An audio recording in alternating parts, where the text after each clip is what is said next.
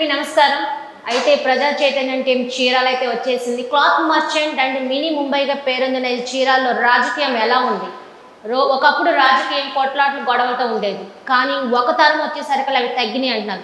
మరి ఈ తరం 2024 వచ్చేసరికి మళ్ళీ రాజకీయాల్లో కొత్త మార్పులు చోటు చేసుకుంటూ ఉన్నాయి. అయితే మాత్రం ఒక బ్రాండ్ అయితే ఎంటర్ అయింది వైఎస్ఆర్సీపీ పార్టీ నుంచి. ఆ బ్రాండే కరణం వెంకటేష్ గారితో ప్రజా చైతన్యం స్పెషల్ ఇంటర్వ్యూ. నమస్తే అండి.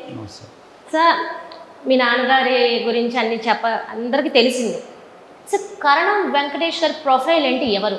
కరణం వెంకటేష్ అంటే ఒక సామాన్య కార్యకర్త. ఇంతకుముందు బహుశా బలరాం గారి కుమారుడిలాగా ఉండేవాడిని. ఈరోజు వైఎస్ఆర్సీపీ సామాన్య కార్యకర్తలాగా ఉన్నాను, పనిచేసుకుంటూ వెళ్తూ ఉన్నాం.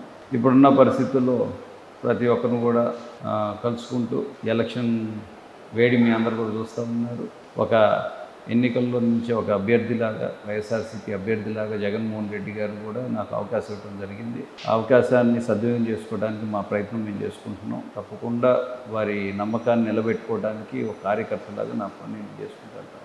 ఒక పేరైతే వినిపిస్తుంది, వెంకటేష్ గారు ప్రజల్లో అన్నాదమ్ముల్లాగా కలిసిపోయి మమేకం అవుతున్నారని. అంత షార్ట్ టైంలో అంత దగ్గరగా ప్రజల్లోకి ఎలా వెళ్ళగలిగారు? మనం ఎలా ఉంటామో బయట అలా ఉంటే సరిపోతుంది. ఒక పొలిటీషియన్ అంటే మనం ముందు ఒక మేకప్, వెనకాల ఒక మేకప్ వేసుకునే పని లేదు. జనరల్గా ఎవరితో ఇప్పుడు నాకున్న పరిచయాలు చిన్నప్పటి నుంచి కూడా, స్కూలింగ్ నుంచి ఇప్పటి వరకు కూడా అందరితో పాటు నేను హాస్టల్లో ఉన్నాను. బడుగు బలైన వర్గాలు అందరితో పాటు చదువుకున్న వ్యక్తిత్వం నాకుంది. మేమందరం కూడా ఆల్మోస్ట్ హెచ్పిఎస్లో ఉన్నప్పుడు, ఇప్పుడు కానీ రిజర్వేషన్ కూడా ఉండేది. ఆ రిజర్వేషన్స్లో ఉన్నప్పుడు ఇప్పుడు మన సీఎం గారు కూడా అదే స్కూల్ నుంచి ఉన్నారు. అందరితో పాటు చిన్నప్పటి నుంచి కలివిడిగా ఉండే అలవాటు ఉంది. రెండోది, మేము పెరిగిన హాస్టల్ వాతావరణం కావచ్చు, ఈరోజు ఉన్న పరిస్థితుల్లో మాకు రాజకీయంగా మేము పుట్టక ముందు నుంచే మా నాన్న ఎమ్మెల్యే ఉన్నారు. సో బహుశా అవన్నీ కూడా మాకు చిన్నప్పటి నుంచి అలవాటైనాయి. ఇప్పుడు ఉన్న పరిస్థితుల్లో కొత్తగా నటించాల్సిందేం లేదు, కొత్తగా నేను ఇది చేస్తా అది చేస్తా చెప్పుకోవాల్సిందేం లేదు. మనం ఎలా ఉంటామో బయట అలా ఉంటే బహుశా ప్రజలు కూడా హర్షిస్తారనేది నా భావన. ఎందుకంటే దానికి మించి వేరేది లేదు. కరణం అంటేనే ఒక బ్రాండ్ పెట్టేసుకున్నారు. అయితే మీరు కమ్మ సామాజిక వర్గమే ఉండి టీడీపీకి అంత దగ్గరగా ఉండి, మరి జగన్మోహన్ రెడ్డి సామాజిక వర్గానికి, జగన్మోహన్ రెడ్డికి అంత దగ్గరగా ఎలా అయ్యారు? ఎందుకంటే అంటున్నానని కాదు, టీడీపీ అంటేనే కమ్మ అంటారు, మరి అంత దగ్గరగా అసలు ఎలా అవ్వారు మీరు? ఇప్పుడు నాన్నగారి ప్రస్తావన కూడా మొదటి నుంచి కాంగ్రెస్ ఎమ్మెల్యేగా గెలుపొందినారు. 1978లో ఫస్ట్ టైం ఎమ్మెల్యే అయినప్పుడు రాజశేఖర రెడ్డి గారు ఎమ్మెల్యే ఉన్నారు, చంద్రబాబు గారు ఎమ్మెల్యే ఉన్నారు, వెంకయ్య నాయుడు గారు ఎమ్మెల్యే ఉన్నారు, కేఈ కృష్ణమూర్తి గారు ఎమ్మెల్యే ఉన్నారు. వీళ్ళందరూ కూడా అప్పుడు యంగ్స్టర్స్గా బయటకు వచ్చిన వ్యక్తులు. అప్పటి నుంచి ఉన్న పరిచయాలతోటి ఆ తర్వాత ఎన్టీఆర్ గారు పార్టీ స్థాపించినాక కూడా మనం వెళ్ళలేదు. అప్పుడు మనం అద్దెంకులో కంటెస్ట్ చేసి నాన్నగారు కూడా స్వల్ప తేడాతో ఓడిపోవడం జరిగింది. ఆ తర్వాత చంద్రబాబు గారు, నాన్నగారు అందరూ కూడా ఒకేసారి టీడీపీకి వెళ్ళటం జరిగింది. బహుశా మా అందరికంటే ఎవరు చెప్పిన మేము వింటాం. చంద్రబాబు గారికి అయితే మొత్తం తెలుసు, ఎందుకంటే వాళ్ళు 72, 73 నుంచి ఉన్న పరిచయాలు అవన్నీ కూడా 1972 to 74 ఉన్న పరిచయాలు 78లో అందరు ఎమ్మెల్యేలు అయినాక బలపడినాయి. ఆ తర్వాత రాజశేఖర రెడ్డి గారికి, నాన్నగారికి, చంద్రబాబు గారికి అందరితో సన్నిహితంగానే ఉంటారు నాన్నగారు. ఆ తర్వాత వచ్చిన వేరియేషన్స్లో మనం టీడీపీలో ఉంటాం, రాజశేఖర రెడ్డి గారు కాంగ్రెస్లో ఉంటాం. ఆ తర్వాత ఉన్న పరిణామాలు ఇవన్నీ మీకు తెలిసినాయి ప్రకాశం జిల్లాలో. ఆ తర్వాత ఉన్న పరిస్థితులు బట్టి ఈరోజు 2014లో నేను అద్దంకిలో కంటెస్ట్ చేస్తున్నాను. అప్పుడు నేను కూడా స్వల్ప తేడాతో ఆల్మోస్ట్ 4000తో నేను ఓడిపోవడం. అది జరిగినాక పరిస్థితులు కొన్ని భిన్నంగా మారాయి. నా మీద ఎవరైతే ఆ రోజు వైఎస్ఆర్సీపీలో గెలుచున్నారో అతన్ని మళ్ళీ చంద్రబాబు గారు తీసుకోవటం, జాయిన్ చేసుకోవటం. ఆ తర్వాత కాన్షియన్స్లో కూడా కొంత వ్యత్యాసాలు, కొంతవరకు ఆధిపత్య పోరు నడిచింది, మీడియా వర్గ పోరు నడిచింది అనుకోండి ఏదన్నా. అప్పటి నుంచి అంటే ఇవన్నీ కూడా ఆల్మోస్ట్ 30-40 years నుంచి నడుస్తూ ఉన్నాయి. కొంచెం బాధ అనిపిస్తూ ఉన్న సంఘటనలు కొన్ని జరిగినాయి. ఇప్పుడు వేమవరం సంఘటన ఉంది, ఆల్మోస్ట్ 2 చనిపోయి ఉన్నారు. అది May 19th, 2017 నాకు గుర్తుండి, May 19th, 2017. ఆ తర్వాత వాళ్ళిద్దరిని చూడటానికి కూడా పార్టీ ఆఫీస్ నుంచి ఒకరు కూడా రాలేదు. ఎవరు రారు. ఒక చిలకలూపేట మార్చురీ దగ్గరికి మాత్రం పుల్లారావు గారు, ఆయన పత్తిపాటి పుల్లారావు గారు ఎమ్మెల్యే ఉన్నారు, అప్పుడు ఆయన వచ్చినారు. ఆ తర్వాత ఎవరు కూడా కనీసం వాళ్ళ ఇంటికి వెళ్ళి రెస్పాండ్ కూడా వాళ్ళ ఇంటికి వెళ్ళి పరామర్శించుకున్నా, కనీసం పార్టీ నుంచి ఒక ధైర్యంగా ఒక కమిటీని పంపించుకున్నా ఇంకా బాగుండేది అనిపించింది. ఎందుకంటే వాళ్ళందరూ తెలుగుదేశం పార్టీ వాళ్ళు, మాకన్నా ముందు నుంచి ఉన్న తెలుగుదేశం పార్టీ వాళ్ళు మొదటి నుంచి. ఆ తర్వాత మేము ఊరు వెళ్ళినప్పుడు కూడా సంఘటనలు కొన్ని చాలామంది మమ్మల్ని అడగటం జరిగింది. ఆ తర్వాత ఉన్న పరిస్థితుల్లో ఇంత చేసి పార్టీ కోసం నిలబడి వాళ్ళ వర్గ పోరనుకో పార్టీ పోరనుకో ఆ రోజున్న పరిస్థితుల్లో చనిపోయినా కూడా కనీసం పరామర్శించే పరిస్థితుల్లో లేనప్పుడు మాకు కూడా ఆన్సర్ లేదు. మాకు కూడా అప్పుడే ఆలోచన మొదలైన ఏం జరుగుతుందా అని. ఆ తర్వాత కూడా మేము సైలెంట్గానే ఉన్నాం. మా ఆధిపత్యం అద్దంకి కాన్స్టిట్యుయెన్సీలో ఎవరైతే చేరారో వాళ్ళకి చంద్రబాబు గారు, లోకేష్ గారు ఇద్దరు కూడా రత్నం అప్పచెప్పడం. ఆ తర్వాత మొదటి నుంచి అంటే దాదాపు 2004 నుంచి మళ్ళీ మన అద్దంకిలో కంటెస్ట్ చేయడం. 2004 నుంచి 2014 వరకు అధికారంలో లేము. మరి అధికారంలో లేనప్పుడు 2004లో నాన్న ఎమ్మెల్యే ఉన్నప్పుడు 2008లో ఆయన్ని సస్పెండ్ కూడా చేశారు సభాపతి. ఎందుకంటే వాళ్ళు ఏదో చిన్న దీన్ని పెట్టి మన పార్టీ పరంగా ఇచ్చేస్తుంటే ఈయన అలా అన్నారు ఎలా అన్నారు అని చెప్పి ఆ ఇష్యూ మీకు కూడా ఐడియా ఉంది. 2008లో ఇప్పుడు రాజశేఖర రెడ్డి గారు ముఖ్యమంత్రి ఉన్నారు. అప్పుడు కూడా తెలుగుదేశం పార్టీలో ఉండి ఫైట్ చేస్తున్నాం కాబట్టి ఆ రోజు లాస్ట్ 6 monthsలో మనల్ని చేయడం జరిగింది. ఆ తర్వాత పార్టీ కోసమే ఉన్నాం. ఆ తర్వాత నేను 2009లో 2014లో కూడా నేను కంటెస్ట్ చేద్దామని ఎప్పుడు అనుకోలేదు. 2019 అనుకున్నాను. 2014లో చంద్రబాబు గారే అనౌన్స్ చేయడం జరిగింది. ఆ రోజు కూడా మళ్ళీ నేను అడిగి నాన్న అయితే బాగుంటుంది మాకన్నా అనేది అనుకున్నప్పుడు కూడా కొన్ని వేరియేషన్స్, సరే వాళ్ళ నిర్ణయాలకు మేము అందరం కూడా కట్టుబడి ఉన్నాం. ఆ తర్వాత జరిగిన పరిణామాలు బేస్ చేసుకున్నప్పుడు మరి 2004 నుంచి 2014 వరకు అందరూ పార్టీకి లేనప్పుడు, పవర్లో లేనప్పుడు వర్క్ చేశారుగా. నాన్నగారు ఆల్మోస్ట్ 2-3 సార్లు ఆయన డిస్ట్రిక్ట్ ప్రెసిడెంట్గా ఉన్నారు, 2 సార్లు ఫుల్ టర్మ్స్. ఆ తర్వాత ఏకైక ఎమ్మెల్యేగా 2 సార్లు ఫైట్ చేస్తూనే ఉన్నారు. అప్పుడు 13 కాన్స్టిట్యుయెన్సీలు పాత ప్రకాశంలో ఉన్నప్పుడు కూడా బలరాం అంటే టీడీపీ అంటే బలరాం నినాదంతో ఆయన ఒక్కరే ఫైట్ చేసుకుంటూ వెళ్ళారు. 2004 తర్వాత మరి చంద్రబాబు గారికి ఏం మార్పు వచ్చిందో ఏమొచ్చిందో దాని వరకు కొన్ని నిర్ణయాలు తీసుకున్నప్పుడు మాకు కూడా కొంత బాధ అనిపించింది. ఇంతకాలం 10 సంవత్సరాలు ప్రతిపక్షంలో కష్టపడతా ఉన్నాం కదా, కనీసం ఆ కన్సిడరేషన్ కూడా తీసుకోకుండా ఇమ్మీడియట్గా కొంతవరకు చేయటం నాలాంటి వాడి కంటే చేయొచ్చు. ఎందుకంటే మీకు కొత్త, మాకేం పెద్ద అనిపించదు. సరే ఇప్పుడు కాదు ఇంకోసారి అవకాశం వస్తుంది. కానీ కష్టపడిన బలరాం గారు లాంటి సీనియర్ నాయకులను కూడా కొంతవరకు హ్యూమిలియేషన్కి గురవడం జరిగింది. అవన్నీ కూడా ఎందుకంటే చాలా అర్థం కాన్స్టిట్యుయెన్సీలో తెలుసు, మేము చెప్పుకోవడానికి అవసరం కూడా లేదు. బహుశా ఈ ఇంటర్వ్యూలో చూసినాక చాలామంది అది కరెక్టా కాదనేది వాళ్ళే నిర్ణయిస్తారు. ఇంత జరిగిన 2014లో అద్దంకిలో సభ చాలా గ్రాండ్గా చేశారట. 2014లో మేము వాస్తవంగా పార్టీ బలంగా ఉంది, అందరం కూడా కలిసి నాకు బాగా చేశారు. ఎలక్షన్ పోల్ మేనేజ్మెంట్లో మేము ఎక్కడో మిస్ అయ్యాం. సో అవి కూడా నేను వాళ్ళతో బాగా చేయలేదు విజయ్, నేను ఇప్పుడు ఒకరి మీద బ్లేమ్ చేయను. బహుశా మేమే ఇంకా బాగా చేసుకుంటుంటే గెలిచేవాళ్ళమేమో. కానీ that was big election and డెఫినెట్గా గెలిచే ఎలక్షన్. అది మేము కొన్ని తప్పిదాల వల్ల బహుశా ఓడిపోయి ఉండొచ్చు. ఆ తప్పిదాలని సరి చేసుకొని 2019లో మళ్ళీ ఇక్కడ గెలవడానికి మాకు ఛాన్స్ వచ్చింది. ఇక్కడ రావడానికి కూడా చాలా పెద్ద డిస్కషన్ నడిచింది. అంటే టీడీపీ సంబంధించి అధిష్టానం మిమ్మల్ని నిర్లక్ష్యం చేయబట్టే మీరు వైఎస్ఆర్సీపీ పార్టీలోకి వెళ్ళారా, లేకపోతే జగన్ చరిష్మా నచ్చి వెళ్ళారా? 2 వ్యత్యాసాలు చెప్తాను. 2019 వాస్తవంగా మేము చీరాల క్యాండిడేట్స్ కాదు ఇక్కడికి. ఎందుకంటే నాన్న కూడా రోజు బీసీ వర్గానికి ఇవ్వండి కదా, మేము బయట నుంచి సపోర్ట్ చేస్తాం, అంతేగాని ఇక్కడ నన్ను కంటెస్ట్ చేయకుండా కరెక్ట్ కాదన్నారు. ఎందుకంటే అప్పుడు నాన్న కూడా ఎమ్మెల్సీ ఉన్నారు, ఇంకో 4 years ఎమ్మెల్సీ టర్మ్ ఉంది. 2019లో ఎమ్మెల్సీ ఉన్నా ఎమ్మెల్యే ఉన్నా పెద్ద డిఫరెన్స్ లేదు. అదే ఎమ్మెల్యే డైరెక్ట్, ఎమ్మెల్సీ ఇండైరెక్ట్. ఎవరికన్నా మీరు బీసీ క్యాండిడేట్కి ఇవ్వండి, తప్పకుండా మేము సపోర్ట్ చేస్తాం. దాని తర్వాత అప్పుడు ఏమైందంటే ఆ మనిషి కూడా అప్పుడు దాకా పార్టీలో ఉండి అప్పుడు దాకా అన్నీ వాడుకొని అన్ని రకాలుగా ఉండి అప్పటికప్పుడు జంప్ అయ్యాడు.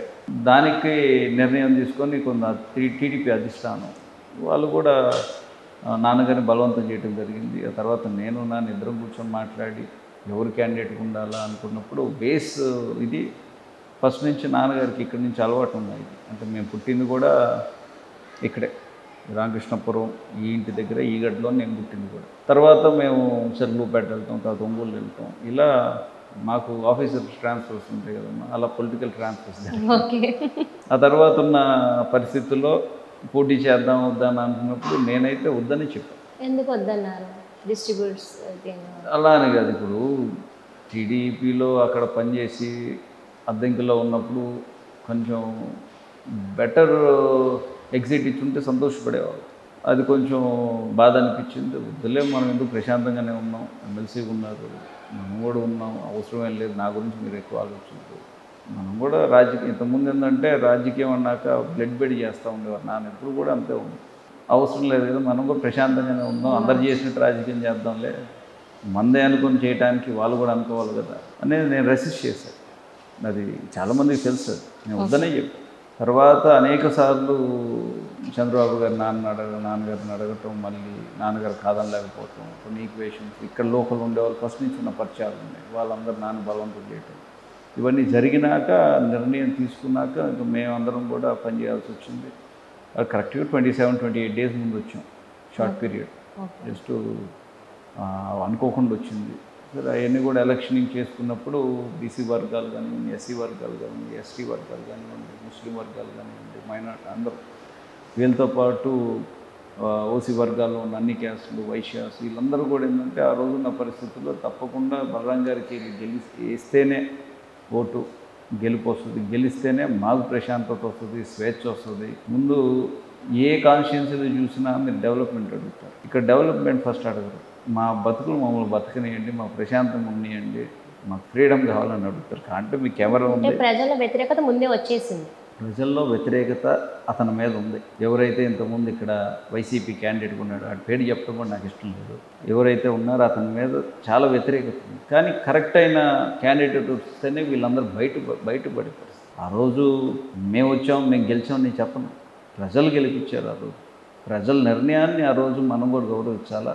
రెండోది, బలరాం గారు అయితే నమ్మకం ఒకటి ఏర్పడింది, ఈయనైతే మమ్మల్ని కాపాడుతాడు, మనం ఏం చేసినా ఎలా ఉన్నా బయటపడినా అతని నుంచి మనల్ని కాపాడే వ్యక్తి ఒక్క బలరాం గారే అని ప్రజలు నమ్మారు. తెలుగుదేశం పార్టీ క్యాడర్ నమ్మింది, న్యూట్రల్ పీపుల్ నమ్మారు, ప్రతి ఒక్కరు కూడా సపోర్ట్ చేయడం జరిగింది, డైరెక్ట్లీ ఆర్ ఇండైరెక్ట్లీ. ఆ రోజు మేము వచ్చిన కానీ కూడా మాకు ఎక్కడ నెగిటివిటీ ఎక్కడ కనపడలేదు. అతను మార్పు కోరుకోవాలని బలంగా అనుకున్నారు. నేను మళ్ళీ ఇంకోసారి చెప్తున్నా కదా, మనం గెలవటం మన క్రెడిబిలిటీ కాదు, ఆ రోజున్న ప్రజల నిర్ణయం, వాళ్ళ నిర్ణయం తీసుకోవటం వల్ల మనం గెలిచాం. ఆ నిర్ణయం కూడా ఎందుకు తీసుకోవాల్సి వచ్చింది, నేను చెప్పిన వర్గాలన్నీ కూడా బలుగు బలిగిన వర్గాలు కలిసికట్టుకు పనిచేయడం జరిగింది, టీడీపీ క్యాడర్ కూడా కలిసికట్టుకు పనిచేయడం జరిగింది. న్యూట్రలైజ్ పీపుల్ ఎవరైతే ఉన్నారో, ఎడ్యుకేటర్స్ ఎవరైతే ఉన్నారో, ఈ చీరాల్లో ఉన్న ఒక అన్ని వర్గాల వారు, మాకు స్వేచ్ఛ కావాలి. 2019లో ప్రజలే మిమ్మల్ని గెలిపించారని మీరు అన్నారు, మరి ప్రజల్ని మీరు గెలుచుకున్నారా? వాళ్ళకి కావాల్సిన సౌకర్యాలు కానీ అభివృద్ధి కానీ చేశారా? 2019కి ముందు, 2019 తర్వాత 2 దఫాలుగా మనం ఎప్పుడైతే అనలైజ్ చేసుకుంటామో, చీరాల ప్రజలు డెవలప్మెంట్తో పాటు వాళ్ళకి స్వేచ్ఛ, ప్రశాంతత అనేది వాళ్ళకి బేసిక్ రైట్ లాగా వాళ్ళు ఎప్పుడు కూడా భావిస్తూ ఉంటారు. ఎక్కడనూ కూడా భావించేది ఫస్ట్ రైట్. కానీ ఇక్కడ 10 సంవత్సరాల నుంచి అరాచక పాలన, 2009 నుంచి 2019 వరకు అన్ని కమ్యూనిటీస్ని టార్గెట్ చేసి రకరకాలుగా హింసలు పెడుతూ, ఎవడన్నా మాట వినకపోయినా, లేదంటే వాళ్ళకి యాంటీ ఉన్నా, లేదు పార్టీ వాళ్ళు అంటే వాళ్ళు ఉండే 4 పార్టీలు మాత్రం ఉంటాడు, ఏ పార్టీలోకి వెళ్ళినప్పుడు అవతల పార్టీ వాళ్ళు ఎవరైనా చేసినా పోలీస్ కేసులు పెట్టాలి, ప్రొక్లైనర్ తెచ్చి ఇల్లు స్టెప్స్ పోల్చడాలు, అన్ని రకాలుగా భయభ్రాంతులు చేయడాలు, బిజినెస్ వర్గాల్లో వాళ్ళ బిజినెస్ డైరెక్ట్లీ వాళ్ళని చేసుకోవడాలు, ఇవన్నీ కూడా జరిగినాయా లేదా అనేది బహుశా మీ అందరికి కూడా అవగాహన ఉంది. ఇప్పటికి ఒకసారి మీరందరూ కూడా రీఎంక్వైరీ చేయాలి. అరాచక పరిపాలన చేశారు.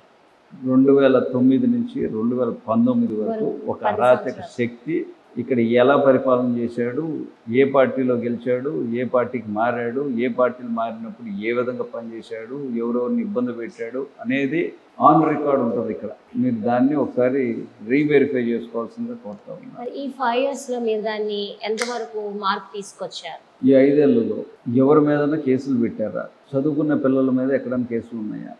ఇన్కేస్ వాళ్ళ పర్సనల్ రీజన్స్ తప్ప పొలిటికల్ వెంజెన్స్ ఎక్కడ ఉందా? డెవలప్మెంట్ వైజ్లో కుల మతాలకు అతీతంగా, ప్రాంతాలకు అతీతంగా, పార్టీలకు అతీతంగా ఇక్కడ పరిపాలన జరుగుతుంది. ఎందుకంటే మేము కూడా బేసిక్గా మేము ఆలోచించేది కూడా తెలుగుదేశం పార్టీలో గెలిచాం. 2020 మార్చి 12న నాన్నగారు వైఎస్ఆర్సీపీకి జగన్మోహన్ రెడ్డి గారి ప్రభుత్వానికి మద్దతు ఇవ్వడం జరిగింది. నేను డైరెక్ట్గా పార్టీలో జాయిన్ అవుతాను. ఆ తర్వాత నుంచి పరిపాలనలో భాగంగా అఫీషియల్ వర్క్ నాన్న ఒక చూసుకున్నా, నేను పార్టీ వర్క్ మొత్తం అంతా నేను చూస్తూ ఉండేవాడు. ఇవన్నీ కూడా ఏంటంటే కనీసం ఒక తెలుగుదేశం పార్టీ కార్యకర్త మీద కేసులు బండి అనేది మీరు వాకప్ చేసుకోండి. పరిపాలన అంతా కూడా ప్రశాంతంగా ఉండాలా, ఎవరికి వాళ్ళకి కక్ష సాధింపు చర్యలు ఉండకూడదన్న భావంతో మేమందరం కూడా పరిపాలన చేయడం జరిగింది. నాన్నగారు కానీ నేను కానీ తప్పకుండా సామాన్య ప్రజలకు ఇబ్బంది లేకుండా, ఏ పార్టీ కొట్టేసుకున్నా, ఏ కుల మతాలకి వాళ్ళు కట్టుబడి ఉన్నా, ఏ ప్రాంతాల్లో ఉన్నా ఎక్కడా కూడా కక్ష సాధింపు లేకుండా ప్రశాంతమైన వాతావరణంలో మేమందరం కూడా వెళ్ళడం జరిగింది. ఈ 4 ఏళ్ళు అంటే నేను చెప్పే 20 నుంచి 24 వరకు మీరు కూడా వాకప్ చేసుకొని జరిగే పరిణామాలు మీరు కూడా చీరాల ప్రాంతంలో వచ్చున్నారు. ఒకసారి మీరు బయట మార్కెట్ సెంటర్కి వెళ్ళినా, ఈ హోటల్ దగ్గరికి వెళ్ళినా, లేదంటే ఈరోజు డెవలప్మెంట్ అంతా కూడా బీచ్ సైడ్ ఉంది. ఇంతకుముందు 50 లక్షలలో ఉండేది, ఈరోజు 4-5 కోట్లు ఉంది ఎక్కడ ఈ 4 సంవత్సరాల్లో. ఇంత డ్రాస్టిక్గా పెరగటానికి కారణం ఎవరు పని వాళ్ళు చేసుకోవటం. ఇంతకుముందు ఏమైనా రేసులు చేసుకోవాలంటే ఒకరి దగ్గర నుంచి సిఫార్సు కావాల్సి వచ్చేది, వాళ్ళకి మళ్ళీ పర్సంటేజీలు కావాల్సి వస్తూ ఉంది. ఇలాంటి వ్యవస్థ నుంచి ఎవరు ఏం పని చేసుకున్నా ఏ రాజకీయ ఇంటర్ఫరెన్స్ లేకుండా, పెత్తందారుల పరిపాలన లేకుండా పేద ప్రజల పరిపాలన వచ్చే విధంగా జగన్మోహన్ రెడ్డి గారు ఏదైతే అనుకుంటున్నారో, జగన్మోహన్ రెడ్డి గారి ఆశయం ఏదైతే ఉందో వారి ఆశయ సాధన కోసం చీరాల ప్రాంతంలో మేమందరం పనిచేస్తున్నామని గర్వంగా చెప్పచ్చు. 2024 యంగ్స్టర్ అభ్యర్థి మీరు అయితే అప్పట్లో టీడీపీతో వర్క్ చేస్తున్నారు, ఇప్పుడు వైసీపీతో వర్క్ చేస్తున్నారు. అయితే నారా లోకేష్ జగన్మోహన్ రెడ్డి మధ్య డిఫరెన్స్ ఏంటి? అంటే ఇద్దరిని దగ్గరగానే చూశాను. బహుశా లోకేష్ గారితో కూడా మేము చాలా సన్నిహితంగానే ఉండేవాళ్ళం. సరే, నాకు జరిగిన పరిణామాల్లో కొంత బ్యాడ్ ఎక్స్పీరియన్స్ నాకుంది. నన్ను కూడా దగ్గరగానే బాగానే చూస్తూ ఉండేవాళ్ళు, అన్ని రకాలుగా ఎంకరేజ్ చేస్తూ ఉండేవాళ్ళు. కానీ ఎప్పుడైతే ఆ పార్టీ షిఫ్టింగ్ ఆస్పెక్ట్ ఎప్పుడైతే వచ్చిందో, బహుశా వాళ్ళ నిర్ణయం ఏం తీసుకున్నారో నాకు తెలియదు. కానీ అక్కడి నుంచి కొంచెం ఇబ్బంది పడటం మొదలు పెట్టాం. ఒకసారి నేను లోకేష్ గారిని కూడా డైరెక్ట్గా అడిగాను. నేను బహుశా అందరికీ తెలియదు కానీ, మీరు ఒకవేళ అవతల వ్యక్తిని తీసుకునే పని అయితే మాకు క్లారిటీకి చెప్పండి. నాన్నకి బహుశా ఇష్టం ఉండకపోవచ్చు, నేను ఏదో రకంగా అడ్జస్ట్ అవుతాను, నాకేం ఇబ్బంది లేదు. కానీ ఒక క్లారిటీగా మాకు ముందు చెప్పండి. రేపు మేము కూడా జనాలకు సమాధానం చెప్పుకోవాల్సిన అవసరం ఉంది. సరే, మిగతా ప్రాంతాల్లో ఒక రకం ఉండొచ్చు, కానీ అద్దంకి లాంటి ప్రాంతాల్లో మాత్రం బహుశా నేను అందరికీ కూడా సమాధానం చెప్పుకోవాల్సిన అవసరం నాకు ఆ రోజు గట్టిగా ఉంది. అక్కడ కొంచెం అనిపించింది, అంటే బహుశా ఆయన కూడా రివీల్ చేయలేకపోయారు. మరి ఆయన ఓన్ రీజన్స్ ఉన్నాయి ఆయనకి. అది ఒక క్లారిటీ ఉంటే బాగుండేది అనిపించింది. క్లారిటీ అయితే ఇవ్వలేదు. క్లారిటీ అడిగారు. నేను అతన్ని అడిగింది కూడా డేట్తో సహా చెప్తా కావాలంటే. 2-3 సార్లు అడిగాను. ఏప్రిల్ 20, 2016 ఆ రోజు ఆయన చంద్రబాబు గారు పుట్టినరోజు. ఎర్రగొండపాలెంలో డేవిడ్ రాజు గారు కూడా జనవరిలో పార్టీ మారి టీడీపీకి చేరటం జరిగింది. ఎర్రగొండపాలెంలో ప్రోగ్రాం పెట్టడం జరిగింది. ఆ రోజు ప్రోగ్రాంకి వెళ్ళేటప్పుడు వచ్చేటప్పుడు కలిసే వచ్చాను నేను కూడా వారితో పాటు, వారికి కారులోనే. అప్పుడు నేను ఓపెన్గానే మాట్లాడటం జరిగింది. వీళ్ళు జాయిన్ అయింది కూడా నా ప్రత్యర్థి ఏప్రిల్ 27, 2016. సో 2016 ఏప్రిల్ 26 మాకు మధ్యాహ్నం పార్టీ ఆఫీస్ నుంచి కబురు వచ్చింది. అంటే సీఎం, ఆ రోజున్న సీఎం గారు చంద్రబాబు గారి దగ్గర నుంచి కలవాలని వాళ్ళ వాళ్ళు ఫోన్ చేయడం జరిగింది. నాన్న నేను ఇద్దరు కూడా వెళ్ళటం జరిగింది. సాయంత్రం ఇలా జాయినింగ్స్ ఉన్నాయి, మేము తెచ్చుకోవాలనుకున్నాము, అది ఇది చెప్పడం జరిగింది.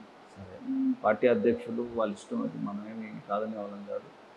కానీ సీనియర్గా నాన్నగారు కూడా తెలుగుదేశం పార్టీలో మొదటి నుంచి ఉన్నారు. ఒక నానుడు కూడా ఉంది. టీడీపీ అంటే బలరాం అంటే టీడీపీ అని అంటారు ప్రకాశం జిల్లా. అలాంటి వ్యక్తికి బహుశా ముందుగానే కన్విన్స్ చేసి కొంతవరకు వాళ్ళిద్దరు స్నేహితులే, మొదటి నుంచి ఉన్న స్నేహమే. ఇప్పుడు పాలిటిక్స్ తర్వాత ఆయన ముఖ్యమంత్రి తర్వాత అయిన వ్యక్తి. బహుశా ఓపెన్గా ఉన్నట్టయితే బాగుండేది అనిపించింది. వ్యత్యాసం డిఫరెన్షియేషన్ నేను వాళ్ళెలా వీళ్ళెలా అని ఒకరి మీద నేను ఎప్పుడు కామెంట్ చేయడం నాకు అలవాటు కూడా లేదు. జగన్ గారి దగ్గర ఆ క్లారిటీ ఉంది. ఏ విధంగా అయితే నా ప్రతినిధి అవతల నుంచి జాయిన్ అయ్యాడు, అదేవిధంగా నేను కూడా పార్టీ మారి జాయిన్ అయ్యాను. దాంట్లో నేను కూడా వేరే రకంగా అనుకోలేదు. ప్రజలకు సేవ చేయాలి, నా ప్రజల్ని నేను కాపాడుకోవాలా, ప్రజల్ని సేవ చేసుకోవాలా, చీరాల ప్రాంతాన్ని కాపాడుకోవాలా. ఏ దుష్ట శక్తుల్ని కర్రం బలరామకృష్ణమూర్తి గారికి నమ్మి ఓటేసిన వారిని అందరినీ దుష్ట శక్తులు కొంతవరకు వెంటాడుతుంటే దాన్ని కాపాడుకోవటానికి నేను నిర్ణయం తీసుకోవడం జరిగింది. జగన్మోహన్ రెడ్డి గారి నాయకత్వంలో పనిచేయాలా అని అభిష్టం మేరకు నిర్ణయం తీసుకోవడం జరిగింది.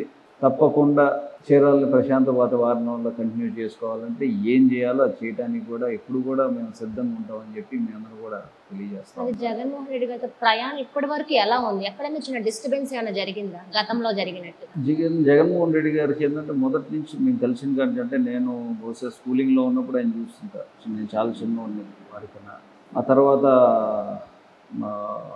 ఆయన కూడా మాకు ప్రిఫెక్ట్గా ఉండేవారు నాగార్జున ప్రెసిడెంట్ అన్నప్పుడు. నేను చాలా చిన్న ఉన్నాను. ఆ తర్వాత మళ్ళీ ఆయన కలిసినప్పుడు నుంచి ఇప్పుడైతే నాకైతే బాగానే ఉంది, నాకు ఎక్కడ ఇది రావట్లేదు. రెండోది ఏంటంటే ఆయన ఏదన్నా చెప్తే స్ట్రైట్గా అని చెప్తారు. నేను కూడా కోరుకునేది అదే, ఏదన్నా స్ట్రైట్, మంచి అయినా చెడన్నా స్ట్రైట్గా చెప్పేవాళ్ళు ఎప్పుడు కూడా ఇబ్బంది ఉండదు. ఒక రకంగా చెప్పి ఇంకో రకంగా వెనకాల చేసేవాళ్ళతో ఎప్పుడు ఇబ్బందిగానే ఉంటుంది. బహుశా నా మెంటాలిటీ కూడా ఉన్నట్టు స్ట్రైట్గానే అంటాను. నేనేది దాచుకొని వెనకాల నుంచోనో ఇదన్నో నాకు అలవట్లేదు. ఆయన చెప్పేది కూడా స్ట్రైట్గానే చెప్పారు. మొదటిసారి మేము ఎప్పుడైతే పార్టీ మారుతున్నామో ఆ రోజు కూడా మాట్లాడటం జరిగింది. చీరాల మీద, అద్దంకి మీద, రెండింటి మీద డిస్కషన్ రావడం జరిగింది. ఆ రోజున్న పరిస్థితుల్లో నాకు నాన్నగారు ఎమ్మెల్యేగా ఉన్నారు కాబట్టి చీరాల ప్రాంతాన్ని మన బాధ్యతగా కొన్ని నిర్ణయాలు తీసుకొని మనం ఇది చేసుకుంటున్నాం కాబట్టి చీరాల్లో కూడా ఎట్టి పరిస్థితుల్లో మళ్ళీ మనం గెలవాలా. ఎందుకంటే 2014 ఓటమి చెందాం, 2019 ఓటమి వైసీపీ తరఫున ఆ రోజున్న నాయకత్వం. సో 2024లో గెలవాలా అనేది ఆయనకున్న గట్టి నమ్మకం. దాంతోపాటు అద్దంకిలో కూడా, పర్చూరులో కూడా సంతనూతులపాడు ఆల్రెడీ గెలిచింది. మాకు ఒంగోలుకు మొదటి నుంచి నాన్నగారు ఎంపీ చేస్తున్నారు, ఆ పరిచయాలు ఉన్నాయి. దర్శిలో పరిచయాలు ఉన్నాయి. అంటే యావత్ మన ప్రకాశం జిల్లా మొత్తం కూడా నాన్నగారికి ఉన్న పరిచయాలు, ఈ రోజున్న పరిపాలన ఇవన్నీ కూడా చూసుకుంటే కొంతవరకు ఏంటంటే మనం కూడా ట్యూన్ చేసుకోవడానికి ఎవరిని పడితే వాళ్ళు అది చేయండి ఇది చేయండి అనే మనస్తత్వాలు కాదు. వాళ్ళ అభిష్టం మేరకు మనం కూడా స్మూత్గా హ్యాండిల్ చేసుకొని వైఎస్ఆర్సీపీని బలోపేతం చేసుకోవడానికి మా వంతు సహాయ సహకారాలు ఎక్కడ అవసరం అనేది చూసుకుంటున్నాం. అంతవరకు మేము వెళ్ళి చేస్తున్నాం. కానీ అందరిలాగా ఎగబడి వెళ్ళే అలా మనస్తత్వం కాదు, అలవాటు లేదు. కాబట్టి కొంతవరకు స్లో అండ్ స్టడీగానే మేము వెళ్తాం. ఎవరికి వారికి సొంత కమ్యూనిటీ ఎజెండా ఉంటుంది. మరి మీరు టీడీపీ లోకేష్ గారితో అంతగా ఉండి ఈరోజు వైసీపీకి వెళ్ళారు కదా, మీ కమ్యూనిటీలో మరి మీ వాళ్ళు ఏమంటున్నారు? అంటే మీకు కొంత మైనస్ ఉండొచ్చు, కొంత ప్లస్ ఉండొచ్చు. మరి దీన్ని ఎలా అంటే ఈక్వల్ చేయగలుగుతున్నారు? కమ్యూనిటీ వైజ్ అనుకుంటే దాని గురించి నేను పెద్ద చెప్పాల్సింది ఏం లేదు. ఎందుకంటే రాజకీయాల్లో ఉన్నప్పుడు ఒక కమ్యూనిటీ చేస్తే గెలం, అందరూ వేయాలా, అందరూ సహకరించాలా. ఏ కాన్స్టిట్యుయెన్సీ అయినా 175 కాన్స్టిట్యుయెన్సీల్లో ప్రతి కమ్యూనిటీ తోటి పరిచయాలు ఉన్న వ్యక్తి గెలుస్తారు. బహుశా ఒక కమ్యూనిటీ అంటే బలం ఉండొచ్చు బ్యాక్గ్రౌండ్, కానీ ఆ బలం ఒకటే ఎప్పుడు గెలిపించదు. దాంతోపాటు వేరే ఫ్యాక్టర్స్ ఉంటాయి. మన పనితీరు ఉంటుంది, బడుగు బలైన వర్గాలను ఏ విధంగా ఆకట్టుకుంటున్నాం అనేది ఇంపార్టెంట్. తర్వాత ఎంప్లాయీస్ ఏ విధంగా మనం సహకరిస్తున్నారు ఇంపార్టెంట్. రైతు వారీగా సోదరులు ఏ విధంగా మనం కనెక్ట్ అయ్యారు లేదా అనేది కూడా వెరీ ఇంపార్టెంట్. మహిళమ్మ తల్లులు, యంగ్స్టర్స్, ఇవన్నీ ఫ్యాక్టర్స్ ఉంటాయి. ఇప్పుడు కూడా ఒక గెలుపుకి నేను ఎప్పుడు ఒక ఫ్యాక్టర్ని నేను ఎప్పుడు నమ్మను. ఇన్ని ఫ్యాక్టర్స్లో తప్పకుండా ఈ కమ్యూనిటీ వైజ్ అనేది చూస్తే, మేము ఆ రోజు చీరాల ప్రాంతంలో వచ్చినప్పుడు ఇక్కడ ఏం పెద్ద కమ్యూనిటీ లేదు, 1000 జిల్లా. కానీ ఆ రోజు బడుగు బలైన వర్గాలు, బీసీ వర్గాలు ఎక్కువ, చేనేత వర్గాలు ఎక్కువ, మత్స్యగారి కుటుంబాలు ఎక్కువ, యాదవరాజులు ఎక్కువ, అదేవిధంగా దేవాంగులు, పద్మశాలీలు, చేనేత, మిగతా వైశ్యాలు ఎక్కువ ఉన్నారు. ఓసీ సెక్టార్స్ రెడ్డీస్ ఉన్నారు, రాపులు ఉంటారు, మిగతా అన్ని రకాల బీసీ కులాలు ఎక్కువ, ముస్లిమ్స్ ఉన్నారు. ఎక్కడి నుంచో వచ్చి సెటిల్ అయిన పల్లెకారులు ఉన్నారు, పట్టుకోళ్ళు ఉన్నారు. ఈ రకంగా క్యాస్ట్ కాంపోజిషన్ డిఫరెంట్. క్యాస్ట్ చూసుకుంటే ఇక్కడ గెలిపారు. చీరాల ప్రజలు ఏది కోరుకొని బలరాం గారిని గెలిపించారో అది మేము నమ్మకంగా మేము సక్సెస్ అయ్యాం అనేది మా భావన. అది నేను చెప్పేది నా భావన, నాన్నగారి భావన. ఈరోజు ఎక్కడికి వెళ్ళినా మేము ప్రశాంతంగా ఉన్నామని చెప్తా ఉన్నారు. అది చేయలేదు, ఇది చేయలేదు, ఇది కావాలి, అది కావాలని నా దగ్గర రాదు. First point any meeting note చేసుకోండి మీరు గట్టిగా. నేను ఇప్పటికీ 100 మీటింగ్లు నాకు వెళ్ళుంటే ఆ 100 మీటింగ్లో ఫస్ట్ స్లోగన్ వచ్చేది. అంటే ఎంత డిఫరెన్స్ ఉందో మీకు. మిగతా కాన్స్టిట్యున్సీకి వెళ్తే ఆ ఎమ్మెల్యే అది చేశాడు, ఈ ఎమ్మెల్యే అది చేశాడు, మీరు ఇది చేయాల్సింది, ఆ డెవలప్మెంట్ అది కావాల్సింది, మాకు ఆ బిల్డింగ్ కావాల్సింది, ఈ బిల్డింగ్ కావాల్సింది అంటారు. మాకు సెకండరీ అదైంది. ఫస్ట్ ప్రయారిటీ వచ్చి మా బతుకులు మమ్మల్ని బతకలుస్తున్నారు. అది వధువు బతకలిస్తే చాలు. చాలు. సో ఇక్కడ చూసుకుంటే 1,00,000 నుంచి 2,00,000 మధ్యలో బీసీ కమ్యూనికేషన్ అంటే బీసీ కమ్యూనిటీ ఎక్కువ అంటే అధిక మెజారిటీ ఉన్నారు. ఈ రోజు 56% రాష్ట్రం అంతటా కూడా వాళ్ళే ఉన్నారు. మరి ఈ బీసీ కమ్యూనిటీని కాదనుకొని మీకు మాత్రమే ఎమ్మెల్యే అభ్యర్థిగా ఇవ్వడానికి గల కారణం ఏంటి? వాస్తవానికి చీరాల్లో కూడా మొదటి నుంచి బీసీ కమ్యూనిటీకి ఎక్కువ కూడా ఇస్తూ ఉన్నారు. పోయినసారి కూడా నాన్నగారు కూడా బీసీ కమ్యూనిటీకి ఉన్నారు. ఎవరన్నా కానీ నాట్ వన్ క్యాస్ట్, డిఫరెంట్ క్యాస్ట్లో బీసీ వర్గానికి చెందిన వ్యక్తులకే మీరు ఇవ్వండి అని కూడా నాన్నగారు ఓపెన్ ప్రెస్ స్టేట్మెంట్ ఇచ్చింది. ఫస్ట్ నుంచి చంద్రబాబు గారికి చెప్పిన టీడీపీలో మేము ఉన్నప్పుడు, ఈ తర్వాత ఓపెన్ స్టేట్మెంట్ ఇచ్చినా మేము అదే చేసింది. ఎప్పుడైతే మేము మమ్మల్ని నమ్మి గెలిపించున్నారో ఈ నమ్మకాన్ని నిలబెట్టుకోవడానికి కొన్ని నిర్ణయాలు తీసుకున్నాం. ఆ నిర్ణయాలు తీసుకున్నాక దానికి కట్టుబడి ముందుకు వెళ్తూ ఉన్నాం.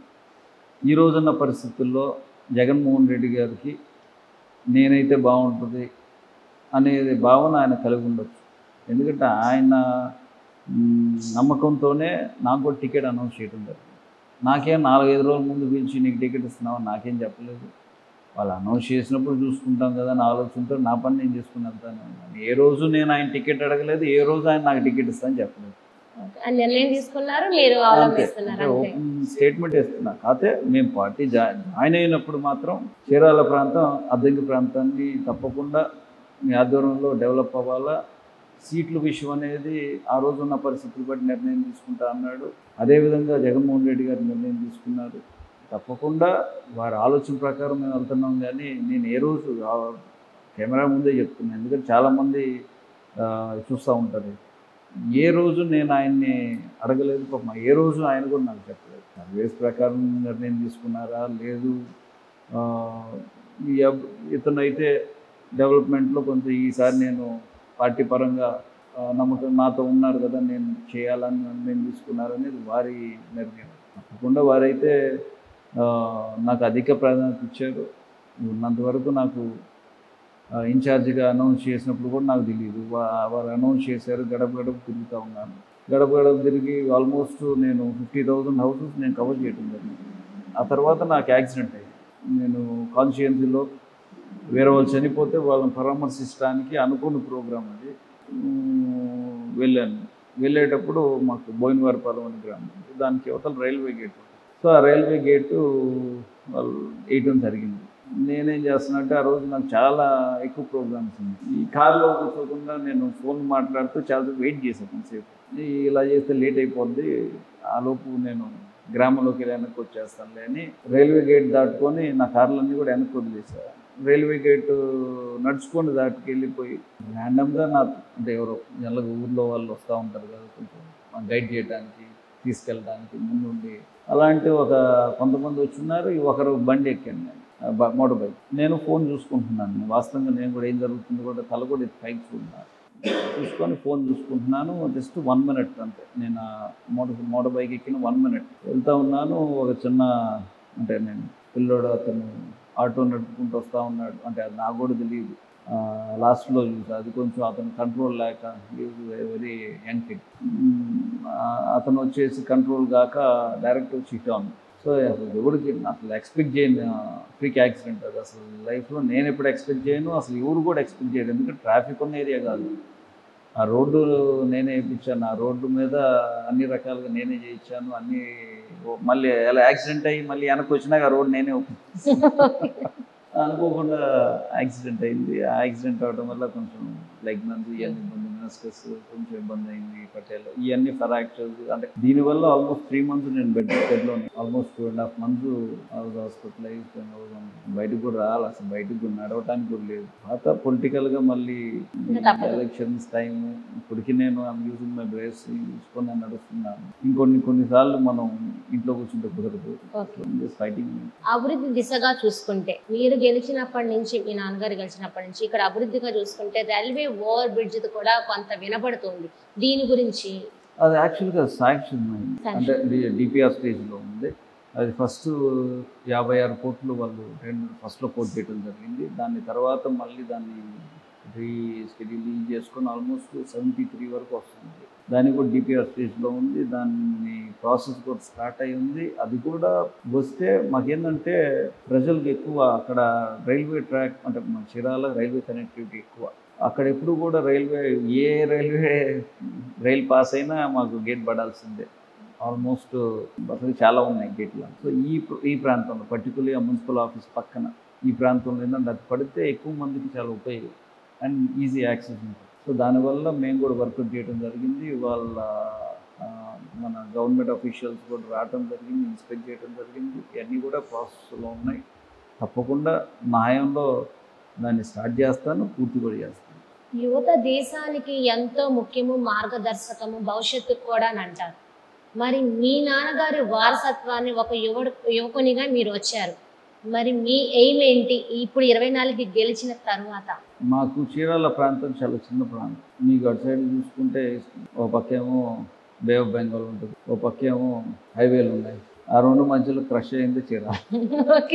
ఎక్కువ అంటే లాంగిట్యూడ్ లాంటివి ఇవన్నీ చూసుకుంటే ఎక్కువ ఎక్స్టెన్షన్స్ ఏమి ఉండవు, చాలా చిన్నది. 2 మండలాలు, ఒక మున్సిపాలిటీలో 33 వార్డులు, 2 మండలాలు, 24 పంచాయతీలు అండ్ వెరీ యాక్సెసిబుల్, చాలా చిన్న ఏరియా. ఓటింగ్ వచ్చి 2 లక్షలు దాకా ఉంది. ఇప్పుడు పెరిగింది. ఇంతకుముందు 190 ఉండేది, ఇప్పుడు 2,03,000 ఎంత అయింది. దాని తర్వాత నివసించే జనాలు వీళ్ళందరూ కూడా బడుగు బలైన వర్గాలు ఎక్కువ చీరాల. అసలు చీరాల మొదటి నుంచి స్టార్టింగ్ కూడా చీరాల పేరాల ఉద్యమం నుంచి వచ్చిన పురుడుగడ్డ లాంటిది చీరాల. కంప్లీట్గా రెవల్యూషనరీస్ ఎక్కువ, పోరాడే శక్తులు ఎక్కువ, అన్ని రకాలుగా వాయిస్ రేస్ చేసే వాళ్ళు ఎక్కువ మంది ఉంటారు. ఇప్పుడు కాదు, ఫస్ట్ నుంచి. అండ్ ఎంప్లాయీస్ కూడా ఎక్కువ మంది ఉంటారు, అన్ని రకాలు బడుగు బలైన వర్గాల కింద నుంచి పైదాకా అన్ని రకాలు ఉన్నారు. ఎక్కువ మంది కూడా బిలో పవర్టీ లైన్. సో ఇవన్నీ కూడా చూసుకున్నప్పుడు మాకేంటంటే ఒక ఎడ్యుకేషన్ హబ్ లాగా ఉంటే బాగుంటుంది అనేది ఎక్కువ మంది అభిప్రాయం. ఎందుకంటే చదువుకొని ఎక్కువ మందికి ఉద్యోగ అవకాశాలు వస్తే మాకు కూడా భవిష్యత్తు బాగుంటుంది అనేది ఒక అభిప్రాయం. చేనేత క్లస్టర్స్ వల్ల చేనేత సమాజానికి సంబంధించిన వాళ్ళు ఎక్కువ మంది ఉన్నారు. దేవంలో కానీ పద్మశాలి వాళ్ళ వృత్తులు ఇవన్నీ కూడా చేతి వృత్తులు ఉంటాయి. అన్ని రకాలుగా అక్కడి నుంచో ఉన్న ఇది వారికి ఏంటంటే ఇప్పుడున్న పరిస్థితుల్లో ఇంతకుముందుకి ఇప్పుడుకున్న తేడాల్లో కొంతవరకు వాళ్ళని ఎక్కువ ప్రాధాన్యత ఇచ్చుకుంటూ అన్ని రకాల ఆదుకోవాల్సిన బాధ్యత ప్రభుత్వంపై ఉంది. నేతన్న నేస్తం అనేది 24,000 ఇవ్వకుంటే నిజంగా చాలామంది ఇబ్బంది. జగన్మోహన్ రెడ్డి గారు మరి ఎవరు సలహా ఇచ్చారో, ఎలా ఆయన నిర్ణయం తీసుకున్నారో తెలియదు, కానీ మన సీఎం గారు తీసుకున్న నిర్ణయం వల్ల చాలామంది బతుకులకి ఏంటంటే కొంతవరకు అండగా వచ్చింది.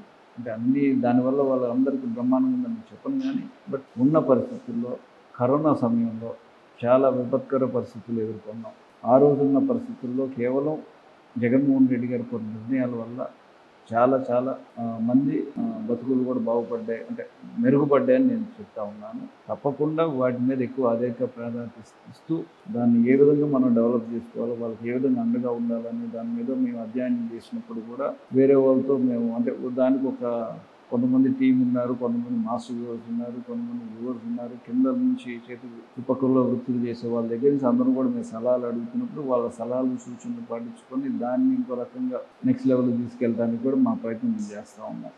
అదేవిధంగా టూరిజం మీరు ఇందాకే అన్నారు, మినీ ముంబై అనేవాళ్ళు, ఇంతకుముందు చిన్న ముంబై అనేవాళ్ళు చీరాలని. ఇప్పుడు మాది చిన్న గోవా అయిపోయింది. టూరిజం మొత్తం మా దగ్గర ఉంది. ఈరోజు ఎక్కడికి వెళ్ళినా ఇంతకుముందుకి ఇప్పటికి ఏంటంటే స్వేచ్ఛగా ఎవరన్నా ఏదన్నా కట్టుకోవచ్చు. బీచ్ డెవలప్ చేసే దిశగా ఉన్నాయి. దాన్ని రోడ్డు కూడా ఆల్మోస్ట్ 8.5 crores తోటి డబుల్ రోడ్ చేయడం జరుగుతూ ఉంది. అవన్నీ కూడా టెండర్ స్టేజ్లో ఉన్నాయి. టెండర్స్ కూడా కాల్ఫర్ చేస్తున్నారు. అదేవిధంగా రిసార్ట్స్ ఇవన్నీ కూడా ఎక్కువ రావడం జరిగింది. అవన్నీ కూడా ఎవరి కాలు డెవలప్ చేస్తూ ఉన్నారు. మేమందరం కూడా ప్రపోజల్స్ తర్వాత ఒక టూరిజంకి గవర్నమెంట్ తరఫున ఒక ప్రపోజల్ కూడా మేము పంపించడం జరిగింది. సరే అవన్నీ కూడా నెక్స్ట్ ఫేజ్లో ఏ విధంగా చేయాలనేది మేము ఆలోచిస్తూ ఉన్నాం. ఇంతకుముందుకి ఇప్పటికి నాకు ఎక్కువ రికమెండేషన్లు అయిపోతున్నాయి. రూమ్స్ కావాలి, అది చెప్పండి, ఆ హోటల్లో చెప్పండి అని. మిగతా అయిపోయి ఎక్కువ అవుతా ఉన్నాయి. అంటే ఎక్కువ మంది హైదరాబాద్ నుంచి రావటం, తెలంగాణ నుంచి రావటం, ఇటు బెంగళూరు నుంచి అను, లేదంటే వివిధ రకాల మంది ఎవరన్నా ఇక్కడ దగ్గరికి ఏదన్నా వచ్చిన వాళ్ళు కూడా అంటే విజిట్స్ వచ్చిన వాళ్ళు కూడా టూరిజంకి చీరాలు ప్రిఫర్ చేస్తూ ఉన్నారు. Ramapuram beach side. సో వాళ్ళందరూ కూడా ఏంటంటే ఎక్కువ అటు పొడి సుబ్బయ్యపాలెం నుంచి వాటర్ దాకా మాకున్న ఏరియాలో తప్పకుండా ఈ టూరిజం అనేది బాగా డెవలప్ అవుతుంది, ఇంకా మెరుగుపడుతుంది అనేది మా అందరి ఆశ. And definitely tourism is one of the main aspect. ఇప్పుడు ఇంతకుముందుకి ఇప్పటికి తేడా ఏంటంటే టూరిజం దాంట్లో మీరు కూడా ప్రశాంతంగా ఉండాలా 2 రోజులు అనుకుంటారే కానీ 24 hours కష్టపడాలా అని ఉంటుంది కదా. సో ఆ టూరిజం ఎప్పుడైతే డెవలప్ అయిందో 10 మందికి ఉపాధి వస్తుంది. చీరాల ప్రాంతం డెవలప్ అయింది. బాపట్ల కానీ చీరాల కానీ 2 కూడా మేము సరదాగా ట్విన్ సిటీస్ అనుకుంటాం, హైదరాబాద్ సికింద్రాబాద్ అని. ఆ 2 కూడా టూరిజం హబ్లాగా చేయాలనేది మా కోరిక. ఎక్కువ మంది ఇన్వెస్ట్ చేయాలా, ఎక్కువ మంది పర్యాటకులు రావాలా, వాళ్ళందరూ కూడా చేరాలా. ఈక్వల్లీ బాపట్ల నేనే ఒక కాన్స్టిట్యూన్సీ. ఆ సీ కోస్ట్ని ఆల్మోస్ట్ 972 kilometers సీ కోస్ట్ ఉంది మనకి ఆంధ్ర రాష్ట్రంలో. ఆ ప్రాంతంలో మాకున్న చిన్న సీ కోస్ట్లో మాకు కూడా డెవలప్ అయ్యిద్దని ఆశ ఉంది. తప్పకుండా చేస్తానన్న నమ్మకం నాకు. ఈ చీరాల్లో కరణం అనేది ఒక బ్రాండ్గా ఏర్పరచుకున్నారు. మరో పక్కన జగన్మోహన్ రెడ్డి గారు చూసుకుంటే నా తండ్రి లాగానే ప్రతి ఇంట్లో నా ఫోటో ఉండాలి అనేది ఏం పెట్టుకున్నారు. మరి మీ తండ్రి గారిని దాటి అని నేను అనటం లేదు, ఆయనకున్న పేరు లాగానే ఇంకొంచెం మెరుగైన పేరు తెచ్చుకునే దిశగా మీరేమైనా అనుకుంటున్నారా? నేను పేరుల గురించి, ప్రతిష్ట గురించి నేను ఆలోచించాను. నా పని నేను చేసుకుని వెళ్తూ ఉంటాను. మన పని ఎప్పుడైతే సిన్సియర్గా చేస్తామో ఆటోమేటిక్గా ఈ సామాన్య ప్రజలు హర్షిస్తారు. తప్పకుండా నా వర్క్ మాడ్యూల్ అంతా కూడా సామాన్య ప్రజలకి, బడుగు బలైన వర్గాలకి, చీరాల ప్రాంత ప్రజలకి అందరికి కూడా రేపు భవిష్యత్తులో వెంకటేష్ ఉంటే మా అందరికి కూడా ఒక అన్నదమ్ముడిలాగా సహకరిస్తాడు, మా కుటుంబ సభ్యుడిలాగా ఉంటాడు అనే భావంతో ముందుకెళ్తూ ఉన్నాం. ఈక్వల్లీ డెవలప్మెంట్ మీద కూడా ఎక్కువ దృష్టి పెడతా ఉన్నాం. పథకాల గురించి అంటే నేను చెప్పక్కర్లేదు. మన బలరామ కృష్ణమూర్తి గారు నాన్నగారు కూడా మొదటి నుంచి చెప్తా ఉన్నారు. పార్టీలకు అతీతంగా, ప్రాంతాలకు అతీతంగా అన్నీ కూడా పనిచేసి పెట్టండి, కుల మతాలకు అతీతంగా పనిచేసి పెట్టండి. ఎక్కడ కూడా ఒక్క దగ్గర కూడా ఫలానా పార్టీ ఆపారని కానీ, ఫలానా కులం ఇలా జరిగిందని కానీ, ఫలానా ప్రాంతం ఈ విధంగా నష్టపోయామని కానీ ఎక్కడ కూడా లేదు. ఎందుకంటే ఎవరన్నా సరే మొన్న తెలుగుదేశం పార్టీ వాళ్ళు 2019లో నాన్నగారికి సహకరించారు, 2024లో వైసీపీ వారు నాకు సహకరిస్తున్నారు. వీళ్ళని నేను జాగ్రత్తగా చూసుకోవాలా, వాళ్ళు ఓటేసినందుకు వాళ్ళని జాగ్రత్తగా చూసుకోవాలా. సరే రేపు ఎలా జరుగుతారు అనేది వాళ్ళ ఇష్టం, అది ఎంత మనం చెప్పేదని కాదు. మన పనితీరు, మన నడక, మనం ఏం చేస్తున్నాం, వీళ్ళు ఎంతవరకు వీళ్ళు నిలబడతారు అనేది అందరూ కూడా చూసుకుంటూ ఉంటారు. చూసే వాళ్ళ నమ్మకాన్ని, వాళ్ళ ఓటు రూపాన్ని వాళ్ళు కూడా చూపిస్తారు. కాబట్టి దాన్ని బట్టి మేమందరం కూడా తప్పకుండా రాబోయే కాలంలో అందరం కూడా కలిసికట్టుగా ముందుకు సాగుతూ కుల మతాలకి, ప్రాంతాలకి మళ్ళీ అన్ని రకాలుగా పక్కన పెట్టి అందరూ కూడా సామాన్య ప్రజలకి ఎక్కడ ఇబ్బంది లేకుండా అన్ని రకాలుగా ముందుకు తీసుకెళ్లాలనేది మా అందరి అభిలాష, ఆలోచన. మా అందరి ఆలోచన కూడా ఇదే ఉంటుంది. రెండోది, ఎందుకు అంటున్నానంటే ఇక్కడ చీరాల ప్రాంత ప్రజలందరూ కూడా నాకు అన్నదమ్ములు లాంటి వాళ్ళు. మేమందరం కూడా ఇప్పుడు చాలామంది నాకు సపోర్ట్ చేస్తూ ఉన్నారు, వారు సూచనలు ఇస్తూ ఉన్నారు, సలహాలు ఇస్తూ ఉన్నారు. సీనియర్స్ చాలామంది ఉన్నారు, వాళ్ళందరూ కూడా ఇలా చేస్తే ఇంకా బాగుంటుంది, ఇలా అయితే ఇంకా బాగుంటుంది, వాన కలుపు వెళ్ళచ్చు, ఇలా అయితే కొంచెం అన్ని రకాలుగా పాజిటివ్ ఉంటుంది అనేది సూచనలు చేస్తూ ఉన్నారు. అందుకని వాళ్ళందరూ సలహాలు సూచనలతో నేను ముందుకు అడుగేస్తున్నాను. తప్పకుండా నాకు పాజిటివిటీ కనపడుతూ ఉంది. ఇంకా మెరుగైన చీరాలను చేసుకోవడానికి, చీరాలని ప్రాంతాన్ని అభివృద్ధి పదంలో నడిపించుకోవడానికి నా వంతు కృషిగా అన్ని రకాలుగా నేను ముందుంటానని చెప్పి తెలియజేస్తాను. మీ అపోజిషన్ ఎమ్మెల్యే అభ్యర్థిగా పోటీ చేస్తున్న కొండయ్య గారే కానీ, ఆమంచి కృష్ణమోహన్ గారిని రాక మీకేమన్నా వీళ్ళ వల్ల టెన్షన్ అనేది వస్తుందా, గెలుస్తామా లేదా అని? గెలిపోవటంలో అనేది సహజం రాజకీయంగా.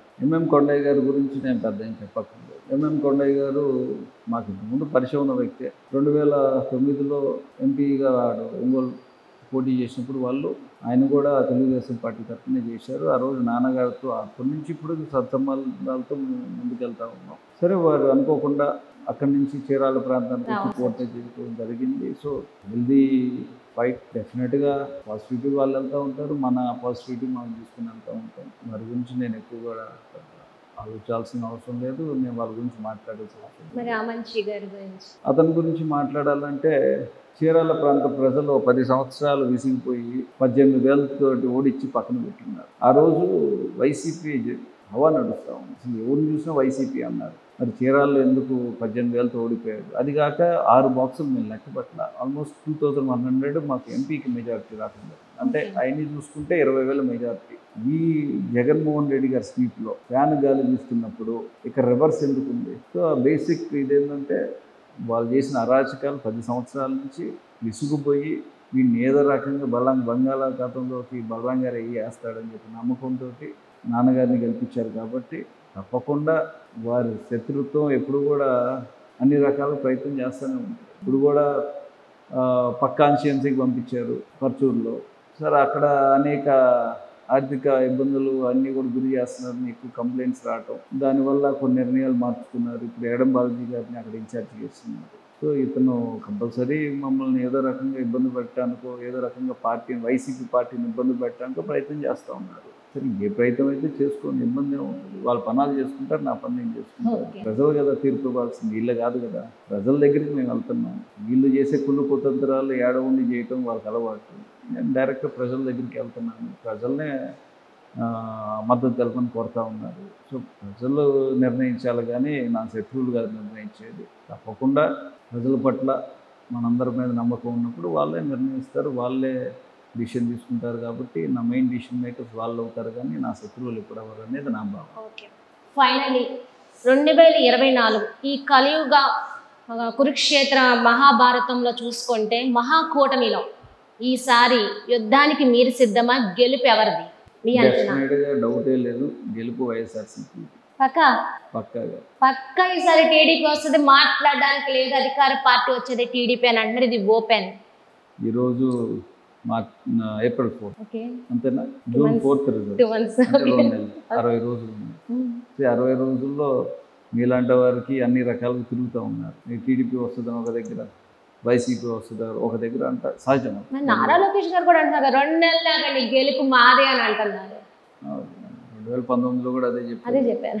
ఎందుకంటే నేను అప్పుడు అక్కడే ఉన్నా కదా. సో సహజం, ఆశ అనేది అందరికీ ఉంటుంది. నాకు నా మీద ఆశ ఉంటుంది, పార్టీ మీద ఆశ ఉంటుంది, గెలవాలనే తాపత్రయం అందరికీ ఉంటుంది. డెఫినెట్గా ఇప్పుడున్న కురుక్షేత్రంలో ఎవరి కాళ్ళు గెలుస్తామని ధీమాతో ఉంటారు.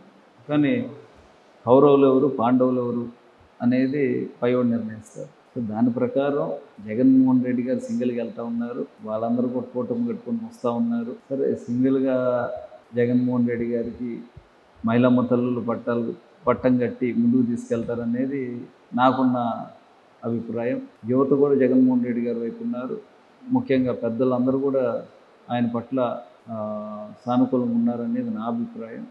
తప్పకుండా వైఎస్ఆర్సీపీ మంచి మెజారిటీతోనే గెలుస్తుంది అనేది మేమందరం కూడా విశ్వసిస్తున్నాం. అన్ని నియోజకవర్గాల్లో కూడా చూసుకుంటే కొన్ని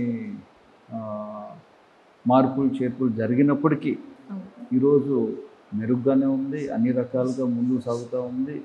డెఫినెట్గా గెలిచేది వైఎస్ఆర్సీపీ అనేది నా అభిప్రాయం, నాతో పాటు ప్రజల అభిప్రాయం అని నేను 175 నియోజకవర్గాల్లో చీరాల నియోజకవర్గంలో ఉన్న కరణం వెంకటేష్ గారి ఈ యుద్ధానికి అయితే సిద్ధమా? నేను సిద్ధం కాబట్టి అడుగుతున్నాను. సిద్ధం.